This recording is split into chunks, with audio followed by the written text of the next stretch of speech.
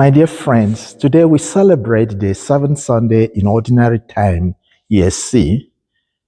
The readings invite us to remember God's love in our lives. We have all received this love in the form of grace and mercy, even when we do not deserve it.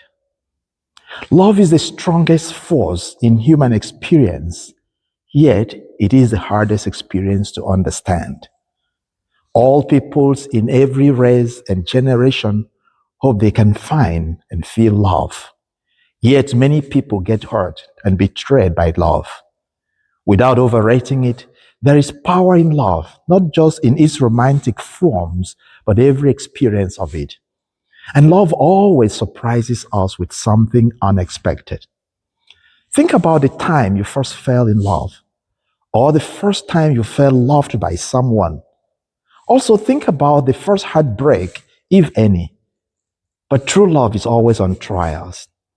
I had a parishioner whose life has continued to challenge my understanding of love. I would like to call her Ruth. Ruth was married to a very fine man whom I would like to call Harry. Both of them worship in our parish. Unfortunately, the marriage was not blessed with children. After about 5 years, Ruth began to suspect that Harry was philandering with a certain woman in his office. According to Ruth, she addressed her suspicion with her spouse several times, but Harry kept denying and assuring her that he wouldn't do a thing like that. But 2 years later, it became evident that Harry had been deceiving Ruth. Harry filed a divorce against Ruth and later went on to openly date and marry the office colleague he had denied having affairs with some months before.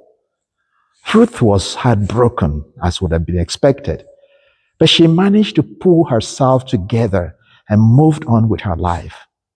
After about 5 years of marriage, Harry's new wife filed a divorce against him, and their marriage ended. Their only daughter, who was born when Harry was yet dating her, and unknown to Ruth then, went with the mother. Now, 8 years later, Harry was diagnosed with an aggressive colon cancer, and as his days got shorter and lonely, Ruth felt sorry for him and volunteered to go nurse Harry until he passed. To the amazement of many of our parishioners, Harry passed in the arms of the woman he hurt and divorced in a very harsh manner. In the first reading this weekend from the first book of Samuel, chapter 26, David demonstrates a remarkable restraint and loyalty to God. He enters Saul's camp, takes Saul's spear and water jug, showing how much he came close to killing Saul but refused to kill him because he was the Lord's anointed. And this same Saul had sought to kill David.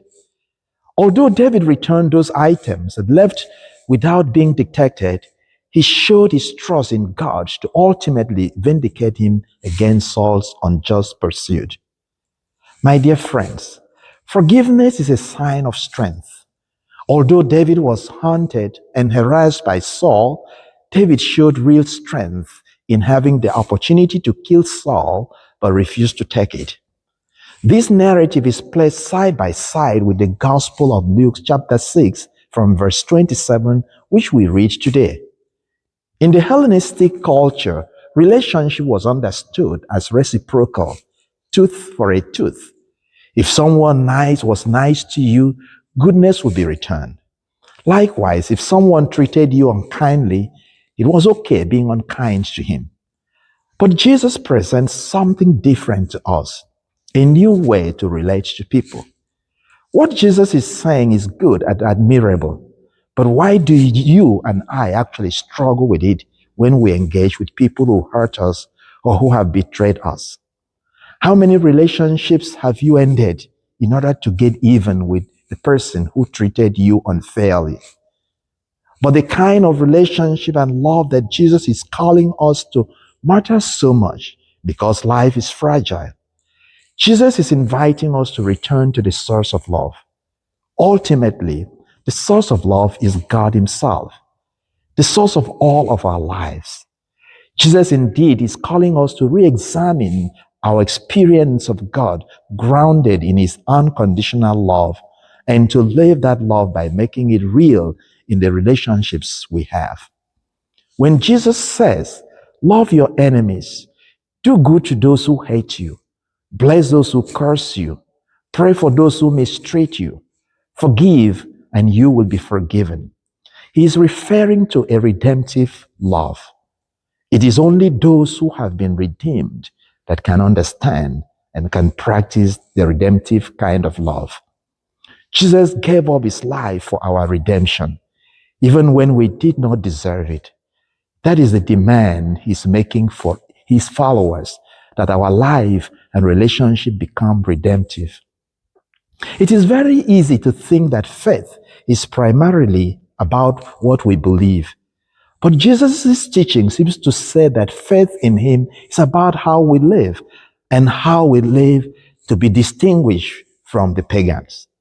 When you look at your actions and how you speak to or talk about other people, how redemptive are these?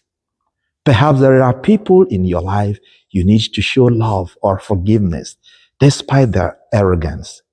David braved this message despite Saul's aggression. Ruth, our parishioner, challenged Harry, and he died in peace. In his first letter to the Corinthians, chapter 15, which is our second reading today, St. Paul reminds us that just as we have borne the image of the earthly one, we shall also bear the image of the heavenly one. The image of Christ, the heavenly one, is the image of the one who lived God's dream. God's dream is that we all come to the knowledge of who we are and what we were created to become and how we are connected to him. St. John Chrysostom once said that Jesus calls for radical non-retaliation is not a passive acceptance of evil, but an active resistance to its spread by refusing to mirror aggression. Thus, we are to extend kindness and forgiveness, not because people deserve it always, but because we carry the dignity of God's image and have been redeemed ourselves. Let's begin to live the call by saying a prayer for one person whom we do not feel comfortable around. You know them. May God bless you.